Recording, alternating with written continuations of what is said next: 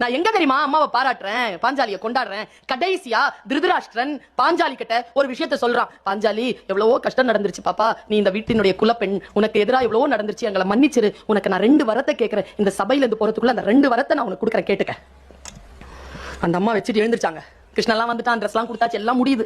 முடிகிற காட்சியில திருதராஷ்டிரன் 2 வரத்தை கொடுத்தான். நான் பேசுவது மகாபாரதம். அந்த 2 வரத்துல அவ என்ன கேட்டா தெரியுமா? நீங்க பாஞ்சாலி சபதம் படிச்சு பாருங்க. அவ கேக்குறா, ஒரு வரத்தினால் என் தாய் நாடு எனக்கு திரும்ப கிடைக்க வேண்டும். 2வது வரம், இந்த 5 பேர் விடுதலை வேணும். 5 பேருடைய விடுதலை கேட்டாங்க. தந்தேன் தந்தேன்னு சொன்ன திருதராஷ்டிரன் வினயமாக தலையில் அடித்துக் கொண்டு அழுதான். தாயே, உன்னுடைய விடுதலை நீ கேட்கவே இல்லையே தாயே, நீ அடிமையாகவே இருந்து விட்டாயே என்று வினயமாக சொன்ன திருதராஷ்டிரனை பார்த்து திரௌபதி சொன்ன மந்திர சொல், நான் அடிமையே இல்லைங்கிறேன், எனக்கு யாரா விடுதலை கொடுக்க முடியும்?